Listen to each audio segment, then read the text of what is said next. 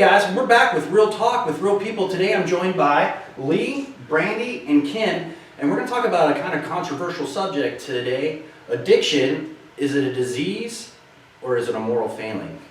And go. I vote Brandy starts. Brandy! Alright, so first of all, I think that one of the most common definitions for addiction is a chronic relapsing illness characterized by compulsive drug seeking and use despite negative consequences, and then moral failing means you're a bad person. So I think there's a tremendous gap between being a bad person and having a chronic illness. However, I can see both sides of the argument. Most people are out there saying, you know, that addiction is a disease of choice. I'm 100% on board with that. Maybe it does start out as a choice, it doesn't always, so maybe it does start out as a choice, but after, you know, repetition of that choice, it can very easily turn into addiction. And once it becomes addiction, there's an actual change that occurs in your brain where you need that. Right, and that's what makes it the disease, right? Because Right. there's a physical change. So I'm going to piggyback on that, and yes, you're right. So let's say over here we have choice, and here we have disease. What lies in the middle is a disease of choice. Sometimes it starts with choice. I choose to take an illicit drug, which takes me here. Sometimes I take something that I've been told is safe, and it takes me into a place I never thought I would be, where I'm buying opiates on the street because I now have an addiction that my body thinks I need that drug to survive. Somehow, either way, we end up in this middle where it's a disease of choice, but at no point in any of that commentary that Brandy gave or I gave did we say it's because those are bad people that are on either end or in the middle of that spectrum. Right.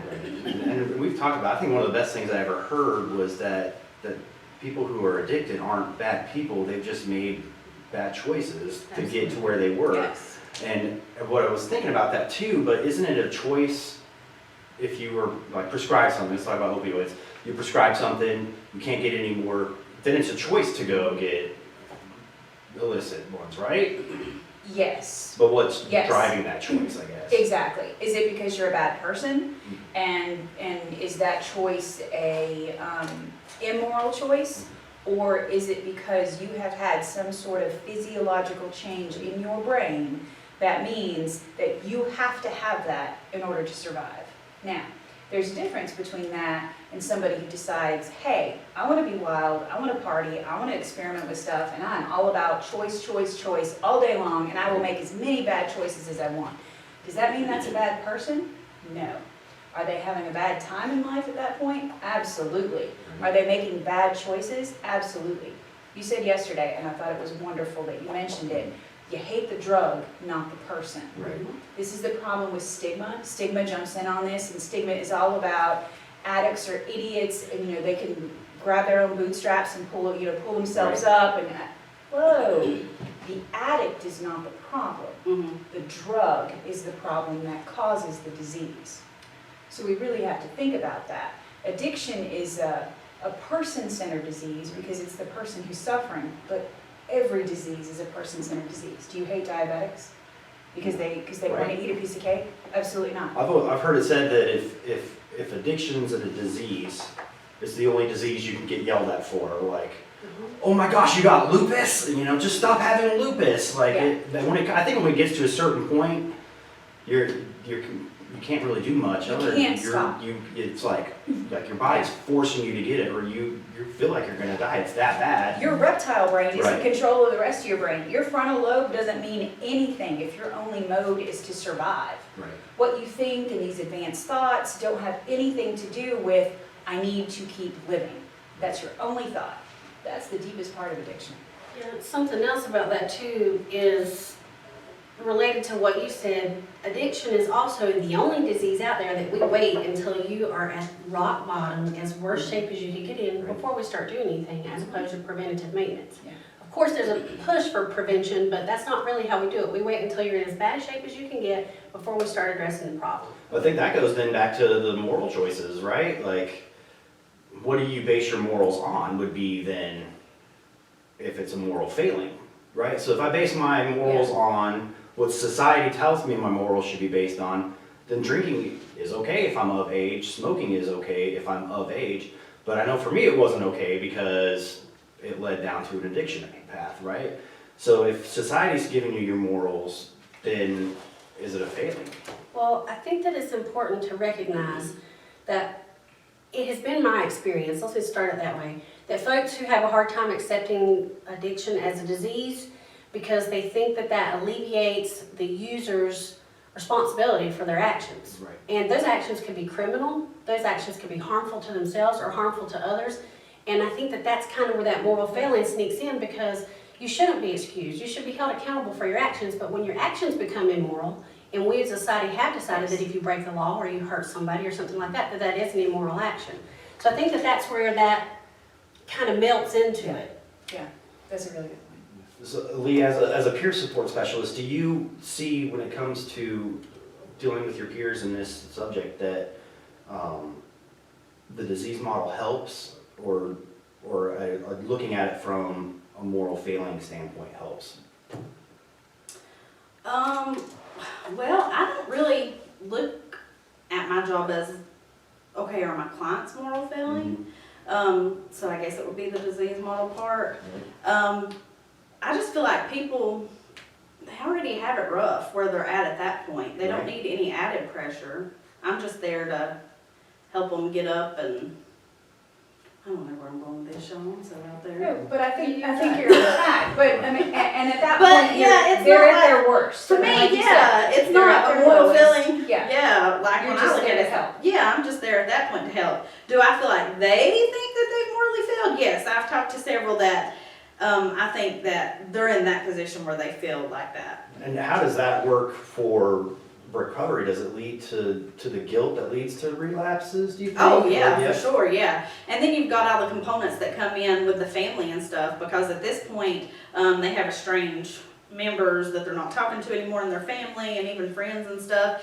And a lot of people play the moral guilt on it. Well, you did this and you did that, so you deserve where you're at now. Right.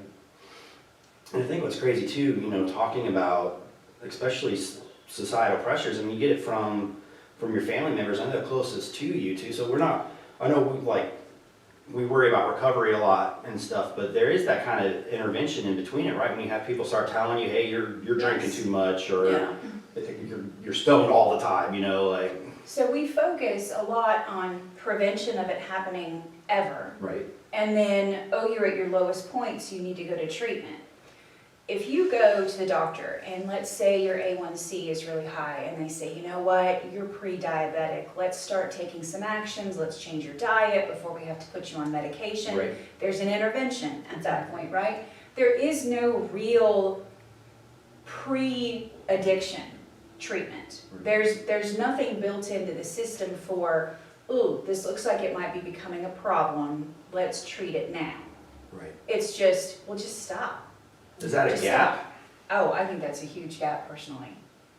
What, You can't look at an issue here and only focus on this. And expect it, understanding that it's a continuum, but you're gonna focus here and you're gonna focus here. right. By definition, I'm holding a gap. I mean, absolutely, that's a huge gap.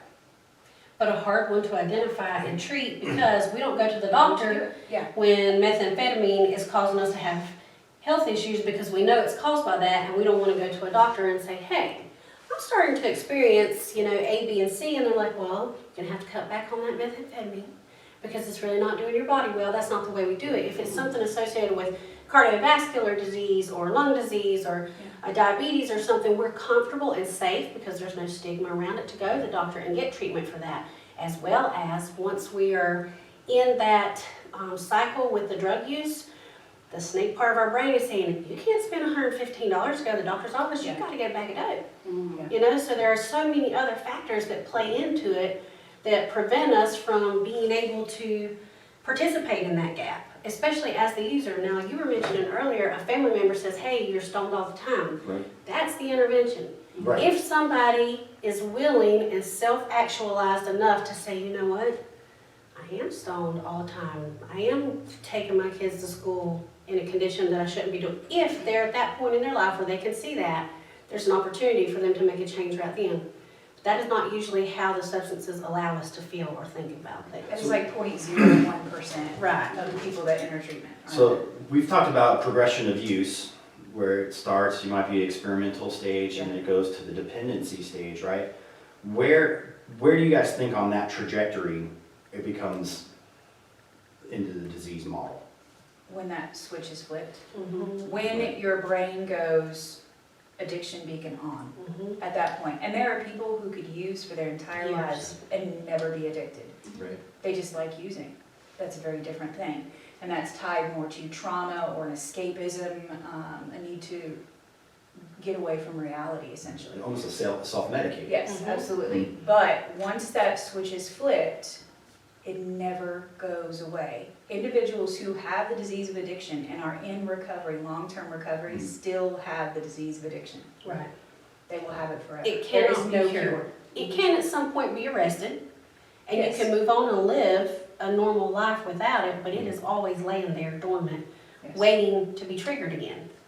Always. Okay, I guess that brings to another question. If they never get addicted, right, so there's never that physiological change in their mind, then is it a moral failing at that point?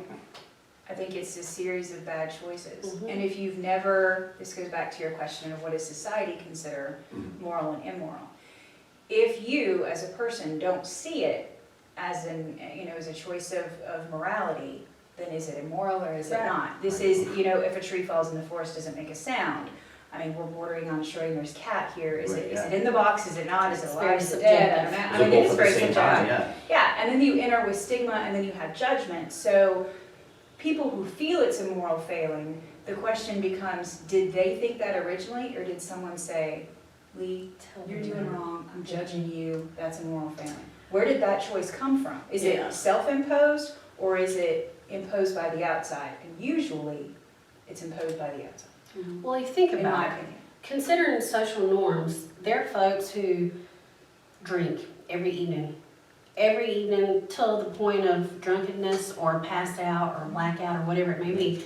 But they're successful, they're holding an executive position, they don't have any DUIs, they're not abusing family members, they're not suffering any negative consequences. So even though they drink a half of a fifth of liquor every night, someone may look at them and say, well, they don't have a problem. It's not causing them any issues. Why is it a problem if they're doing it responsibly? Whereas Right. someone else who drinks a half a fifth every evening and gets in their car and drives and, is hazardous to their own health and other folks' health, and that's gonna be considered an addiction, even though they're doing the same thing, if you're responsible. It depends on what society decides. It's so subjective. So I guess it really could kind of bring us all back to that. So we know that there's the addiction side and there's the prevention, right? So the recovery, the prevention side of it, and we got that huge gap in the middle. How can people, because I think we've established that, families are the ones that are kind of doing that intervention part of their, hey, I think you're drinking too much or anything like that. What are some ways that they can use the disease model to help in that middle stage, in that gap that needs filled? I think it's an explanation that is saying, hey, I know this is not something that you chose to do, and I'm not angry at you for having a disease. You have to pull emotion out of that as far as anger emotion. I love you enough to tell you I don't want you to die. I mean, I think it's, and I've had to have those conversations, and those are really hard conversations, and they rip you apart. But that's basically what it is. I love you enough not to let you die. And whether I believe it's a disease or a moral failing, does that mean that that person shouldn't get treatment? Right. You need help. You need help, You no deserve matter it. what. No matter what my feeling is about why you are doing the things you're doing, you need help.